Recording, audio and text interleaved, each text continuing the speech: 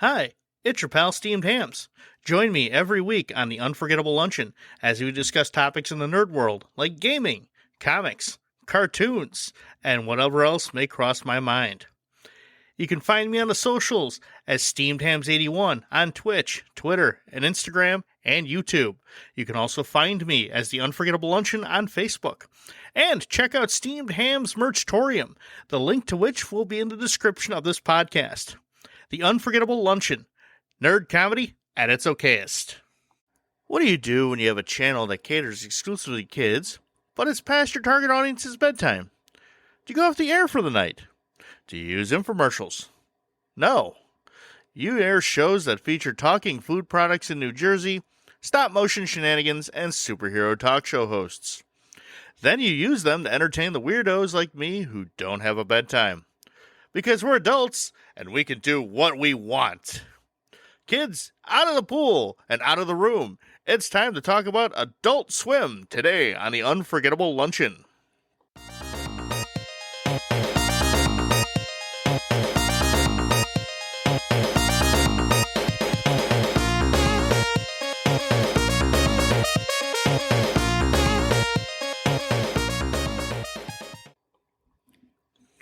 Hi, it's your pal Steamed Hams. I hope you're ready for an unforgettable luncheon. Adult Swim is the nighttime programming block on Cartoon Network that features shows geared more towards young adults and older teenagers, showing comedies, action, and anime, and a lot of weird shit. Adult Swim premiered on September 2nd, 2001, as a late-night block of programming on Cartoon Network meant for older teens and young adults who might be watching after like 10 or 11 p.m. when all the young kids were in bed. The first adult-oriented show produced by Cartoon Network was Space Ghost, Coast to Coast, in 1994, running until 1999 and being revived in 2001 when Adult Swim premiered. The premise of the show was Space Ghost, former superhero of the 60s and 70s, now a late-night talk show host. His crew is manned by villains Zorak, who's now his band leader and general foil for a lot of his shenanigans, and Moltar, who's now a director-producer for the show. These villains are there as punishment for their crimes on the previous series, Space Ghost, which meant they caused trouble for Space Ghost during the show, doing everything they could to undermine him. Space Ghost would interview celebrities, believing them to be superheroes, not realizing they were just common folk. And, of course, first question was always, what's your superpower? Most of the time, the guests' answers would be edited to more humorously match Space Ghost's questions, and later on they were able to actually interact with the characters. You know, the animation was reused from the old Space Ghost cartoons, with the joke being about how crude the animation and poor lip syncing of the dialogue was on the current show, and basically the movement making him look like paper dolls on popsicle sticks. Now, I didn't catch this very often during its original run, but caught up years later with on-demand services and with it, showing in reruns on Adult Swim. This show actually had a few Adult Swim spin-offs. The Brack Show, Aqua Teen Hunger Force, Harvey Birdman, Attorney at Law, and Perfect Hair Forever. Now, I never really watched Perfect Hair Forever, but I watched the other three with great interest. Each of these shows were just as surreal as Space Ghost Coast to Coast. Now, in December 2000, a few Adult Swim shows made stealth debuts between 4 and 5 a.m. under a special programming block on the Cartoon Network channel lineup. These were Aqua Teen Hunger Force, Harvey Birdman, The Brack Show, and C-Lab 2021. One of my personal favorites. Adult Swim initially aired on Sunday nights from about 10 p.m. Eastern Time until 1 a.m., with the same block from Sunday being rebroadcast on Thursdays. Its first broadcast featured the series Home Movies, a show prematurely canceled by UPN, who, of course, is no longer around, and the anime Cowboy Bebop, which is one of the very few animes I actually legitimately enjoy. The following week, Aqua Teen Hunger Force premiered. Now, most of the original programming shows, they followed an 11-minute episode format because, well, most of the people watching have a short attention span, me included. Ooh, shiny. Oh, sorry. Yeah, I'm still doing this. Yes. So often to fill a 30-minute block, you get 2 episodes back to back plus commercials. It became common for the Adult Swim block to be a bit of a home for animated shows that have been prematurely canceled by other networks, like Mission Hill, The Oblongs, Futurama, and Family Guy. Oftentimes, too, it was to burn off episodes that had been produced but not shown on the original network, the parent network. So, like, if someone had, like, say, 10 episodes that were never shown, we get to see them on Adult Swim. And believe it or not, Adult Swim was responsible for the revival of Family Guy and of also Futurama. So you can thank them for Family Guy being brought back twice and now being on for like 20 seasons-ish. I've lost track. I barely watch Family Guy anymore, and I used to love the show. Now, Adult Swim has since expanded to 7 nights a week, starting around 7 p.m. roughly and going all night. Their usual MO was to air the tame stuff first, such as King of the Hill, Bob's Burgers, and Family Guy reruns, well, when they had Family Guy. And the later into the evening it went, the weirder shit got. But around 3 a.m., they would usually start showing the tame stuff again, leading back into Cartoon Network, because I'm sure the last thing a small child waking up at 5 a.m. from a bad dream is to turn on Cartoon Network and not see The Amazing World of Gumball, but see, your pretty face is going to hell. Yeah, that's what that kid needs. Now, Adult Swim Saturday nights consist of an anime action block called Toonami. Now, I'm not a huge anime fan, so I don't watch a lot of Toonami. And before I got married, Saturday nights were reserved basically for partying and Svengoolie. So there. Adult Swim also has a history of April Fool's pranks, ranging from the subtle in nature like broadcasting normal programming with random mustaches animated in, or showing Full Metal Alchemist with fart sounds dubbed in. Or the promise of showing the Aqua Teen Hunger Force : movie film for theaters, only to show the first 2 minutes, which have been readily available online for ages, and show the rest of it in a small muted box in the corner for the rest of the night. Now, Adult Swim has had some amazing original programming. We're going to talk about some of it here. And I apologize in advance if I don't get to your favorites. I've not seen everything Adult Swim has ever produced, and some things just never clicked with me. So we're going to go through some of my favorites. We're going to start with The Brak Show. The Brak Show is one of the spin-offs of Space Ghost Coast to Coast, starring former Space Ghost villain Brak. This is more of a prequel, and it takes place in a small town called Space Town, which looks like your average, like, relatively 1950s-ish neighborhood, and that was the point of the show. It was a parody of those old sitcoms. You had Brak and his family mom, who was of his same space cat species, but dressed and acted like a 50s housewife, and Dad, who was a human, much smaller than them. That was part of the gag. He was a Cuban immigrant named Javier, who was, I would say he was like kind of a Ricky Ricardo knockoff, but the joke was he was chronically unemployed, hadn't had a job since the 80s, and most of his day was spent sitting around reading the newspaper, dispensing fatherly advice, or what he thought was fatherly advice. And the reason he was smaller than everyone is actually when they were making the animation file for him, they meant to compress it to save space, and it ended up shrinking the character down. And they just went with it because it was funny as hell. And he also hangs around with Zorak, who is actually not a high school student. He's 40 and just hangs around with high school student Brak, usually to, rope him into causing whatever trouble he was in. And he had a very, how do I put this for the current generation, but for the old people listening, he was like an Eddie Haskell from Leave It to Beaver type. Very selfish, sociopathic, and had a more than platonic interest in Brak's mom. They also had a neighbor, Thundercleese, who was basically like a big Gundam robot. And him asking Brak to watch his fish for an episode brought one of my favorite bits. He was telling him that, hey, feed him 3 grams of this food, like 3 times a day. And he says, whatever you do not feed this goldfish 3 hams, because 3 hams will most definitely kill him. And then he proceeds to sing a song that goes, 3 hams will kill him, 3 hams will kill him. Or how'd it go? Shit. And it's like, 3 hams will kill him, 3 hams will kill him. Please don't feed him 3 hams.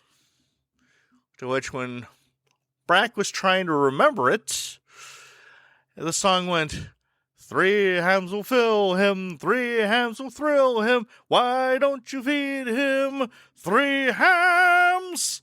Yes, I know, my singing voice is bottom tier. I'm sorry. So, of course, he feeds a goldfish a 3 ham omelet. Because I don't know where anybody would even know that. I'm sure 1 ham would probably kill a goldfish. Why 3? That's the Brack Show. It's surreal as all hell. And they get into other trouble, like wanting to play a video game, but realizing that they needed to do homework. So they use a time machine to go back in time and say, hey, don't play this game. Do your homework first, then you can play the game all weekend. Which turns into, hey, they're playing a video game, and they keep wanting to play, so they keep going back in time, and more Bracks and Zorax keep showing up, and they're all piling in, just wanting to play the games, and eventually just fighting with each other, because, well, the Brack Show. It was a terrific show, and I think just about every episode, the early episodes, tended to parody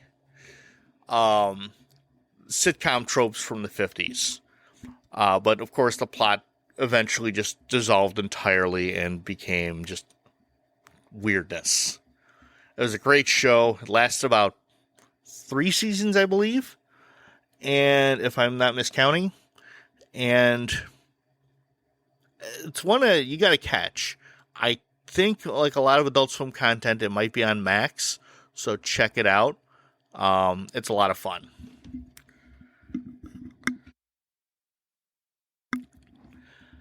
Well, next we're going to talk about another show that's spun off from Space Ghost Coast to Coast, Aqua Teen Hunger Force.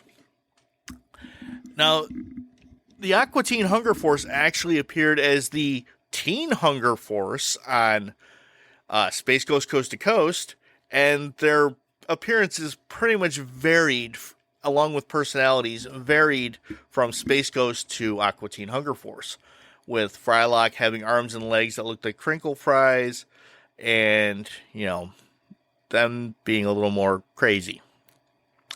Aqua Teen Hunger Force follows the 3 of them living as roommates, and somewhat getting along with their human neighbor, New Jersey stereotype caricature, and I'm sorry if I mispronounce his name, Carl Brutanananadeluski, who was always seen basically wearing a wife beater, sweatpants, and flip-flops. He was balding with a mustache, and yet he had a very thick New Jersey accent. And, he was just never really enthused to see, those guys. The fry man and the meat guy, and, It was a funny show. It started out as like a superhero show, but, of course, like the Brack Show, quickly devolved into absolute craziness. They had very few recurring characters. The first season, at least, started out with these weird, almost non sequitur openings for a character named Dr. Weird, who was a supervillain. And he would always start the episode with some weird-ass invention that he created that would either mutilate his lab assistant, Steve, or cause chaos in town. In fact, the first, I think, 3-4 episodes, whatever his dumbass experiment was, would be the catalyst for the episode. And it would always start out with, "Gentlemen, behold!" And then he'd bring out some wacky-ass invention. I think there was even one where he just straight said, "I'm not wearing pants." To where I looked at that like, they're just not trying, but I also think he might be losing it. Yes, a man named Dr. Weird eventually losing his mind because he was super sane to begin with. Now, the show did go through title changes without actually changing the premise from season 8 on to things like Aqua Teen Patrol Unit 1 to Aqua Teen something something to, just going on because the creators thought it was funny as hell. And it was like a little bit of something to generate buzz because people were like, hey, they've changed Aqua Teen Hunger Force. And then they find out that it hasn't changed, just the title. There was a movie in 2007. The early 2000s are really just a mess for me. I'm sorry. I don't remember like half of them past the military. Called Aqua Teen Hunger Force: movie film for theaters. When it was released on home media, it was Aqua Teen Hunger Force: movie film for theaters on DVD. I shit you not, that is the actual title if you find it in the store. That basically involved an exercise machine that was meant to be used to take over the world, along with other just absolutely weird shit, including introducing a fourth Aqua Teen Hunger Force member, Chicken Biddle, who was a chicken nugget voiced by Bruce Campbell. I mean, you had a character voiced by Bruce Campbell. How did this not win all the Academy Awards? Like, seriously, you put Bruce Campbell in something, you better win the awards. Because Bruce Campbell is awesome. Okay, I'm getting off track because I will spend the entire podcast talking about how awesome Bruce Campbell. This was another great show. I have like the first few seasons on DVD. They did get celebrity encounters. Like I know Glenn Danzig was looking to buy Carl's house at one point. They dealt with Ted Nugent, who they mistook for Jesus because Meatwad had seen Jesus in his peanut butter, which was just a smiley face drawn in a damn peanut butter. But the characters were fun. Master Shake was like just lazy, selfish, scheming milkshake who basically constantly bullied Meatwad. Meatwad being an amorphous blob of ground beef, unknown as to whether he was actually cooked or raw, but he could shape himself into things like a hot dog, an igloo.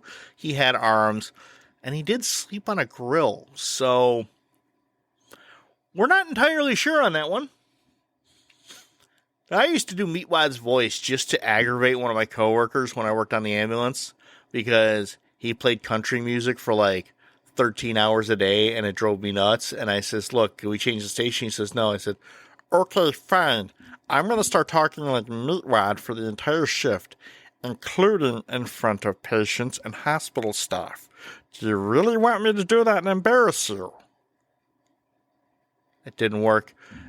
And so I sounded like Meatwad for an entire 13-hour shift, which was fine because that got funny when I would call hospitals.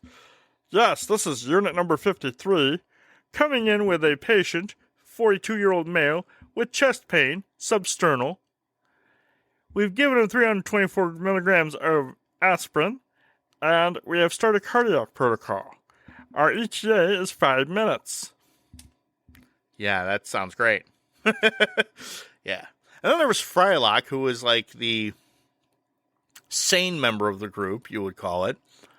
He was a floating, goateed box of fries. Like he looked like a large fry from Mickey D's. Okay. He was a scientist. He was the sensible one, and he was usually the one correcting any sort of shenanigans that generally Shake got them into. I always just like, I felt bad for Carl having to live next to them, even though Carl was a bit of a, how do we put this? Kind of a scumbag himself to a point, but, living next to 3 mutant food products who constantly destroy your car and or house and always decide they're going to go swimming in your pool, I'd be mad too. It was a great show. In addition to the movie, they had in 2022 released another movie called Plantgasm. Now I haven't seen Plantgasm yet. I haven't had a chance to, but when I do, I'll let you know how I thought. How I liked it. Okay, moving on. We're going to talk about Harvey Birdman, Attorney at Law. Another Space Ghost Coast to Coast spinoff. I swear to God, that's like the last one I'm bringing up. Okay? I swear. Now, Harvey Birdman, oh God, did I love this show. Basically, it's more or less a sequel to Birdman and the Galaxy Trio, which was a 60s superhero cartoon produced by Hanna-Barbera. And he's now an attorney for the law firm of 7 and 7. Was just run by his maniacal boss, Phil Ken 7, who is a parody of Birdman's commander in Birdman and the Galaxy Trio, Falcon 7. Now it was Phil Ken 7. He was voiced by Stephen Colbert, and he top notch. I am not gonna lie, it was hilarious because he had fuck you money. Okay, Phil had fuck you money, and he did whatever he goddamn pleased. Okay, and he always managed to have like a double entendre, in the barrels, loaded, and he's hearing like, ha ha, enjoyment, things of that nature, and you had other attorneys at the law firm and defense counsel and whatnot who were other Birdman and Hanna-Barbera characters. So you had even the judges were Hanna-Barbera characters. Like you had two judges, one Judge Mitor, who's kind of like a Conan the Barbarian spoof, who never got Birdman's name right. Yeah, Mr. Bumnut, proceed. Mr. Beanbag, Mr. Buttercup. And then you had my personal favorite, Mentak, the Mind Taker, who, despite having telepathic and psychic abilities, still had to listen to the case. But he would still mind take you, and he'd make his little sound going, boo, as he made his little powers, and then he'd decide the case right there. You also had Myron Reducto, who was basically the Birdman villain, Reducto, who was extremely paranoid and threatened to shrink everybody. He had like an itchy trigger finger, and he was always like, "I'll shrink you. I'll make you teeny tiny." He was also voiced by Stephen Colbert, so that man carried that show. Now, Birdman, Mitor, and a few others were voiced by. Wow, why can't I think of his name? But, Gary Cole, because that's the guy that played Bill Lumbergh in Office Space, one of my other favorite movies. Yes, the show was hilarious, and you always had Harvey's little catchphrase, "I'll take the case."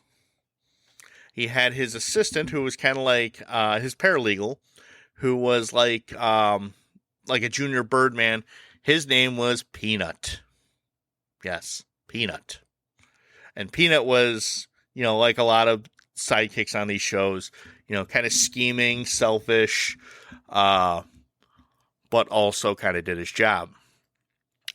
Now, there was a spinoff to this show called Bird Girl, which is based on Phil's daughter, Judy Ken 7, who was secretly Bird Girl. And nobody ever figured out that she was Bird Girl, even though she kind of made it obvious that she was fucking Bird Girl. I think Bird Girl only lasted for 2 seasons, which kind of sucks. I don't know if a third is coming along. I haven't heard, but it's hilarious. It was hilarious. She had her own little group, and she was now running 7 and 7 because, well, Phil died. I'm sure Stephen Colbert is kind of busy right now. He probably didn't have time to voice Phil anyways. There were other great characters on this show. You had Peter Potamus, who was always asking, "Did you get that thing I sent you? Did you get that thing I sent you?" It's a lot of what he has. Like, he'd have actual conversations, but he was basically like, usual fat, lecherous lawyer that, kind of doofy, but good natured, meant well. But at the same time, he was always looking for something to eat, and he wanted to make sure that you got that thing he sent you. Did you get that thing I sent you? And a lot of the cases involved Hanna-Barbera characters in various legal predicaments, such as Apache Chief from Super Friends, not Justice League, Super Friends. Now, for those of you who don't know Apache Chief, he's like a B or C level character from like the 70s. His whole thing was he had this magic ability to say a magic word, and he turned into like a giant and, fight bad guys. Now, he ended up spilling coffee on his lap and lost the ability to expand, if you catch my drift, which meant he also couldn't use his powers. So there was the whole lawsuit against the coffee joint. There was the Flintstones being a mob family. There was I believe it was the characters from the show Jabberjaw, which was about a bunch of kids and a shark who were in a band, and of course, like everything in Hanna-Barbera in the 60s, drove around and solved mysteries. They were suing a Japanese band that was knocking them off named Show You Weenie. And nobody ever really got the fact that the band was named Show You Weenie. Which, but it's Birdman. So, that was a fun show. I loved it. I still use a lot of the stuff like in real life where I say, "Did you get that thing I sent you?" Or I do the Phil Kent 7, ha ha, followed by some double entendre or something just wrong that I will relate. Nobody gets it, and it's sad. Because more people need to watch Harvey frickin' Birdman of Attorney at Law. All right. Now, one of my other personal favorites. C-Lab 2021. Now this was gold. It was a show that was based on a very short-lived Hanna-Barbera series from the 70s called C-Lab 2020, which was an educational show about an undersea science lab and the crew that ran it. Now, the premise to this is it's a year later, and the crew has basically gone insane. Especially Captain Murphy. Oh, Captain Murphy, how... He was lazy, he was incompetent, he was probably batshit crazy. And he spent most of his time just being lazy on the bridge and getting into schemes and shenanigans that would, eventually probably destroy C-Lab, which was one of the running gags of every episode. At the end, C-Lab would explode. Next episode, it was like nothing happened. And there were various other characters on there, like Sparks, the comms guy, who you never saw out of his chair. And nobody ever explained as to why he never left his chair. He literally just rolled around in his chair. He wasn't disabled or anything. That's just how they animated him, because the character from the original cartoon was always shown in his chair. You had Marco, voiced by Eric Estrada, who was like the big name for the show. And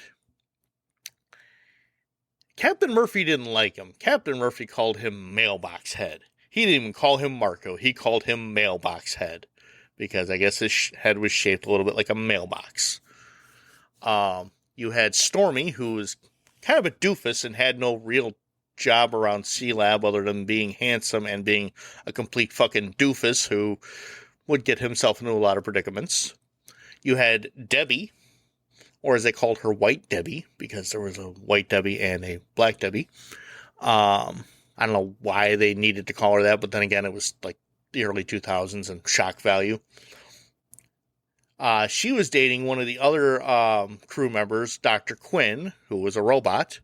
Well, a human-robot hybrid, so cyborg. But of course, she was hot, so every time they were having their little relationship was, All the other guys would decide they want to get on her good side. Hey, here on the outs of Quinn. You want to come back to my barracks room here? Yeah, I know. Captain Murphy had this weird disdain for the jerks in Pod 6. We never went to Pod 6, but he always had like this hatred for everybody in Pod 6. Yet they never really mentioned what the slight was that made him hurt or like made him hate Pod 6. He just talk about those jerks in Pod 6. Now, as I said, Captain Murphy was completely batshit crazy. He actually sent crew members out on what was essentially a suicide mission to retrieve his Easy Bake Oven that had been somehow lost in the ocean. Or he used their emergency radio transponder to broadcast a pirate radio show.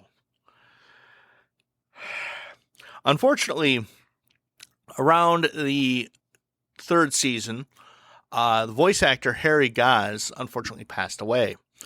His son Michael took over as a completely new character, Tornado Shanks, who just, in my opinion, wasn't as funny as Captain Murphy. He was more self-aware, so you kind of figured out he was in a TV show, but he wasn't as insane as Captain Murphy, so it just never clicked with me. Now, they explained Captain Murphy leaving as going to fight in the Galactic Spice Wars. And I said, yes, spice. So I'm assuming he thought Dune was real. The man was crazy, so it was a great show, had an excellent theme song. And I absolutely love the running gag of how, like, you'd have a catastrophic explosion that would destroy the entire sea lab. Next episode, like nothing happened. People would get injured, maimed, transformed into robots. Next episode, that never happened. But that fits along with the MO of a lot of Adult Swim shows. Ooh, now we're going to move on to one of my favoriteest ones, Robot Chicken. This show is still going on. It's basically a stop motion animation, like little short skits. Of course, it's one of the 11-minute shows, and they have very few recurring characters. Like they have the nerd, they have the mad scientist and the chicken who show up in like every opening, and things get progressively worse for the two of them, with eventually, I think, the nerd becoming a robot at some point. There was also a robot that liked to hump things, mostly washing machines. That was an early gag. And basically this spawned from a little section in Toy Fair magazine, which itself was published by Wizard. Yes, Wizard used to be a magazine back in the 80s and 90s and even early 2000s. It was pop culture, comic books, and they always had an awesome price guide in the back telling you how much your comics were worth back in the 90s because, well, the comic book speculation boom. I'm sure some of my comics are worth a pretty penny now, and some of them are worth probably about a penny. But we're getting ahead of ourselves. There was a small little section in Toy Fair magazine, which was all about toys, action figures, all that, called Twisted Toy Fair Theater. And that had no real running plot, obviously, but they used a lot of the same characters. They were these Mego figures, which were essentially like Barbie, or early G.I. Joe 12-inch figures. And they generally used Spider-Man, Thor, and Hulk, along with a few others. And Spider-Man was just this usual lazy, greedy, lecherous type of guy. He just wanted to sit on his couch and chill. And he had his best friend, and I'm assuming roommate, Hulk, who was a good-natured doofus who was kind of like Lenny from Of Mice and Men because he didn't know his own strength and he was kind of a doofus. He was not all there mentally. And then Thor was just oblivious to, how the world worked and all that, And one of my favorites was the fact that you'd have Doctor Doom, and every time he got slated, you were on the list. So that ended up growing into Robot Chicken, which was all stop motion. So they used more than just the Mego figures. They used various other toys, action figures, and even claymation. And it would be these short little, like, 10, 15-second skits that would usually end just very surreally, just shit that you would think of, like, this would be funny if it happened to this character, and somehow it happens. Now obviously they didn't use Spider-Man, Hulk, Thor, stuff like that. They went with other characters, and they would have things such as the Game of Life, the characters, experience the little pegs from Game of Life, experiencing life. Unwanted pregnancies, job losses, that sort of thing. Or they did one where it was Michael Moore trying to catch up with the toys of yesteryear. So finding, Lion-O from Thundercats living with Cheetara in a trailer park and basically becoming white trash. Or, He-Man just doing his thing. Skeletor doing his thing. Stuff like that. They even had it behind the music with Electric Mayhem, the Muppet Band. That got pretty funny. Now, Robot Chicken is still on. They've had some specials, DC Superheroes on Vacation. These are all hilarious. It's a great show. It's still running as far as I know. I catch it when I can. If you haven't, check it out. I've got like 3 seasons on DVD. And then once again, you can find this on Max. Rick and Morty. We're going to go into that very briefly, because if you don't know Rick and Morty, then what the fuck are you doing on my podcast? Besides, getting to now learn about Rick and Morty. So Rick and Morty basically started out as a way to, no joke, get a cease and desist letter from the producers of Back to the Future by calling it The Adventures of Doc and Marty. And, it was like very adult, very fucked up. And that basically became Rick and Morty, with Rick being Morty's grandfather, being a drunken scientist who has basically invented interdimensional travel. And he does travel to parallel dimensions where it finds out there are other Ricks, other Mortys, and that becomes a running plot point of the series. And then you have, the rest of Morty's family, his sister Summer, who gets it. The whole family basically is involved in the adventures by about the 3rd, 4th season. You have his father Jerry, who's just a complete loser. At one point, his parents separate, or Morty's parents separate. And his mother Beth is a veterinarian, specifically like large animals like horses, cows, stuff like that. And she works at a hospital where she does surgery. And the show is very off the rails. It is such a cultural impact that they made an offhand reference in season 3 to the McDonald's Szechuan sauce that they offered in the 90s as kind of like a tie-in to the Disney movie Mulan. Now, I was around for that. I liked the Szechuan sauce. It was excellent. Szechuan sauce in general, if it is well made, is very good. Real Szechuan sauce has a bit of a spice to it. Obviously, they weren't going for that with Mickey D's because they were trying to market it to kids, and you don't want to market spicy shit to kids. So because of this offhand comment, people started saying, oh, we want Szechuan sauce back with Mickey D's. So McDonald's kind of started working on it. They did a couple of test markets just for laughs, just to see, would this work? I mean, when people who watch an Adult Swim show are begging you to bring back a sauce that some of them weren't even around for, were literally not even alive for, because an offhand comment on a show, it's going to work. But the thing that bothered me the most was, so they only had it in a very few obscure locations.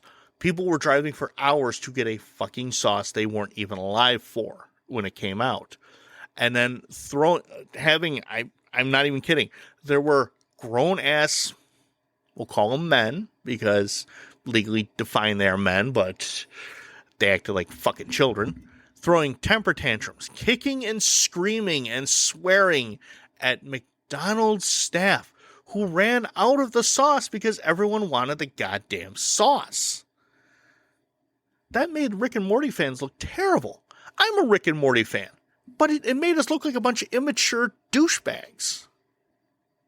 I mean, I know I'm immature, but I'm not a douchebag, at least not professionally. You know? And the other controversy that came along with this was, unfortunately, earlier this year, or was last year. It's everything's blended together with me between work and doing everything. Justin Roiland, the co-creator of the show, also the voice of Rick and Morty, had assault charges filed against him by a former girlfriend. So, of course, he's off the show. And there was the whole controversy with that. I believe they have recast the characters. I'm looking forward to seeing what they did. I guess they got a sound-alike for Rick. You know, I'm hoping the show can continue, just without someone who was so unfortunately problematic. All right, off from Rick and Morty, we're going to go to one of my other absolute favorites, Metalocalypse. For those of you who've not seen or heard of Metalocalypse, you need to get out from under that rock you're living in. Even if you hate heavy metal, it is a genuinely funny show. The show revolves around a heavy metal band called Death Clock, who is basically the world's most popular, most influential, richest band, and they are all a bunch of dumbasses. The characters, the members of the band, are singer Nathan Explosion, lead guitarist and world's fastest guitar player Squizgar Squiggle from Sweden. And then you have world's second fastest guitar player and rhythm guitar player Toki Wartooth from Norway. You have drummer Pickles, or Pickles the drummer, from Wisconsin, because he's got that Wisconsin accent to him. And he's also, he's red hair, and he's got dreadlocks, and a dreadlock comb over. No joke, he has what they call a skullet. And bass player William Murderface. Now, the first season of this show at least revolved around a secret tribunal of government, military, and religious leaders who were out to stop Death Clock because they felt that Death Clock was going to bring about the apocalypse, which kind of spoofs how you had like the Satanic Panic of the 80s and how parents and government officials were always like, we have to censor music. Yet these were the same people who grew up watching Elvis shake his hips on TV and like, oh my God, that was scandalous. Now, Death Clock themselves are like the 12th biggest economy in the world. They make their fans sign pain and death waivers before going into concerts because there is the chance of them being injured and or killed. A high chance, in fact. In fact, the first episode was them flying out to the middle of the Arctic to play a coffee jingle. People were first crushed by the stage being dropped by the helicopters. And then, during the song, large vats of hot coffee and cream were being poured onto the crowd. People were getting burned, drowned, you name it. But again, the band are a bunch of idiots. You know, the only thing they're smart with is their music. The first episode also revolved around they accidentally kill their personal chef by setting off fireworks in their giant-ass helicopter they're riding around in. And he gets hit by one of the rockets, gets put up through the roof, and chopped up by the blades. And of course, they're keeping all the separate parts of him alive throughout the episode on life support, and they decide, we have to cook for ourselves. You can imagine how well that goes. They go to a grocery store called Fin Trolls, which in one of the many different heavy metal references, just like going to Dimmu Burger, which is a play on the name Dimmu Borgir. And they go to a grocery store. And Toki and Squizgar are sitting there like, what is this place? And Squizgar says, I believe it is called a food library. And him and Toki are like, Food library. To which, of course, Pickles responds, it's called a grocery store, you fucking douchebags. It's not a food library. So then, of course, they're splitting up the list to say, hey, we each got to buy certain food, so we can cook for ourselves. And Nathan says, and remember, booze is not food. To which Murderface replies, what do you mean booze ain't food? You telling me booze ain't food? They got in all sorts of different shenanigans, like deciding to record underwater for their song Mermaider, which is about mermaid murder, or actually committing murder underwater because that's where you can get rid of all the evidence. And they end up meeting with a psychologist turned record producer named Mr. Twinkletits, which if you look at how the name was spelled was actually Twinkle Tits, but and he ends up trying to escape the submarine, tries to leave too fast, and the pressure explodes his eyes, and later he gets cool robot eyes. They also do other things like they sign an agreement for a phone endorsement. They each get these cool-ass phones.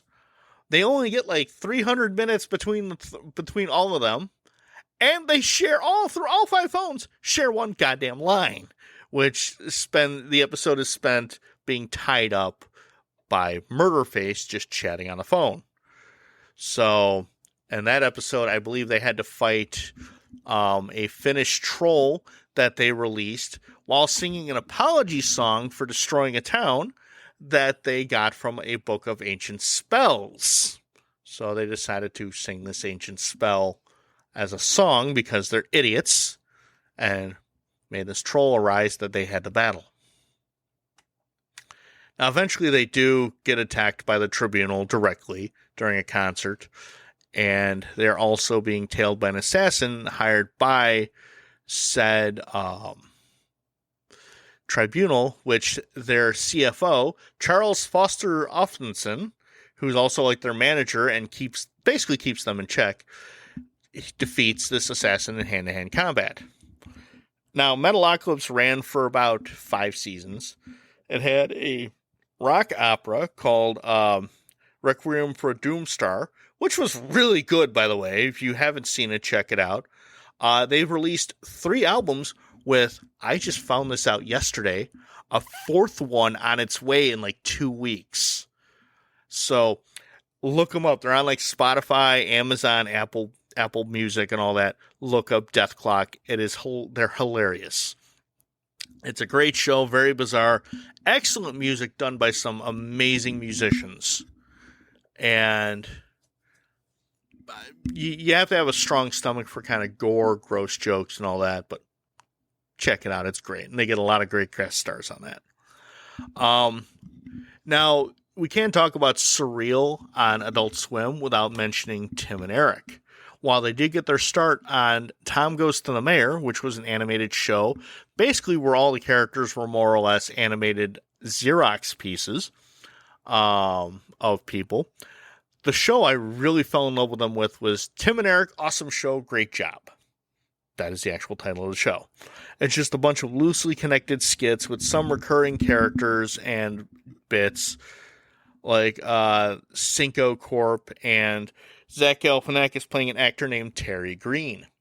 And these were all just very non sequitur, bizarre, surreal humor. Hard to explain. They even had an episode that was supposedly directed by Tommy Wiseau, where he guest starred. If you don't know who Tommy Wiseau is, you're A, not a Riff Tracks fan, and B, kind of be glad you don't know who Tommy Wiseau is. But he was also the focus of the movie The Disaster Artist, where he was played by James Franco, which was about his extremely critically panned but cult classic 2003 film, The Room, which, if you haven't seen that, just be forewarned, you will need alcohol. Tim and Eric, not much I can say about them that would make sense, but they are masters of absurd. In fact, if you've seen some of those really, really bizarre Old Spice commercials, that was them. They're really funny. I enjoy all their projects. I've caught some of Tim and Eric's bedtime stories, which is meant to scare the living shit out of you, but I was not a big fan of Beef House. I tried. Wasn't that great. But I'm hoping they bring back some more. Now, the last show that I'm going to talk about, once again, a very surreal, bizarre show that was live action called Three Busy Debras. Only lasted for about 2 seasons. And it was about 3 women, all named Deborah, all housewives, in the very affluent but disconnected from reality Connecticut suburb of Lemon Curd. All 3 of them wore white, and they all had varying outfits. One Deborah wearing a dress like she's kind of a housewife, like a 50s housewife. One dressing in more of a cocktail dress, one in a pantsuit. Of course, they were rich. They were very out of touch with reality, much as was most of Lemon Curd. And they got into shenanigans such as when the town's milk supply was diverted to strictly them because there was a milk drought. So they decided to divert all the milk to themselves so they could do whatever the hell they wanted. Or competing to join a traveling cartwheel club, which was just simply a performance group that did nothing but cartwheels, which involved one of them getting into it and the other 2 being upset and trying to take steroids none of them got into it. So 2 of them decided to do steroids and, of course, had all the bad side effects of steroids happen. And the third one deciding to create a curse to curse the other 2 once they got onto Cartwheel Club using their damn steroids. It was a very funny show. 3 very funny actresses who are all still working in the comedy scene. I do recommend checking it out. It's just weird as shit. Be prepared for some kind of gross and shock humor, but to me, it was funny as hell. Now, I know I talked about shows that may not have been everybody's favorites, and I missed a few that were probably a lot of people's favorites. I know I'm going to hear about it for not talking about Venture Brothers. I wasn't a big Venture Brothers fan when it was on. I might give it a shot, seeing as I'm older and wiser. But sorry I didn't talk about it. Now, Adult Swim did have some hilarious one-offs and shorts, like a mini-series called The Greatest Event in Television History. It was a 4-episode series starring Adam Scott, who would basically do each episode was a mockumentary behind the scenes about him doing a shot-for-shot remake of various 70s and 80s TV show openings with other comedians, like doing Simon and Simon with John Hamm, or doing Bosom Buddies with Paul Rudd, which, I mean, you do anything with Paul Rudd and it's going to be a masterpiece. And it would be like this whole 10-minute build-up, doing behind the scenes, talking about filming it, and then it would end with the whole, however long the actual opening was, usually the 30 seconds to a minute that a show would open back then. So, as an 80s child who grew up with about 3 of the shows they parodied, which they did Simon and Simon, Too Close for Comfort, Heart to Heart, and Bosom Buddies. Now, I grew up with Simon and Simon, Too Close for Comfort, and I did see some Bosom Buddies. I never really watched Heart to Heart, as it was more of a 70s TV series, and I was born in 1981. So a little hard to kind of catch it. I found it hilarious. I believe it's on Max. Check it out. If not, you can always look on YouTube. Now, speaking of TV intros, we're talking about this one. I don't fucking care what you say. We're talking about this one. Viral sensation, Too Many Cooks. For those of you who don't know, Too Many Cooks, it was just this 2011. It was a short that parodied 80s and 90s TV shows. I won't spoil it. Look it up on YouTube. Trust me, the intro is the best part. Now, Adult Swim was a cultural phenomenon. From its humble beginnings as a way to just fill programming and reach a new demographic, to the pop culture icon it is now, it's just amazing. Now, I'm 41 years old, and I still watch it most nights, even past the tame stuff. I watched other shows like Smiling Friends and The Eric Andre Show, which, trust me, I didn't get into those shows because they are way too bizarre to explain. Well, that's it for another unforgettable luncheon. I hope a good time was had by all. You can find me on the social medias, Twitter, or X as it's now known, as SteamedHams81, Instagram, Twitch, and YouTube as, of course, SteamedHams81, or Facebook as The Unforgettable Luncheon. Don't forget to check out my merch store, Steamed Hams Merchtorium. The link will be in the description. You actually do get a small discount if you are a Twitch subscriber, which I know I haven't been on Twitch in a while, but I'm getting back to that. Now join me next week when the topic will be something nerdy.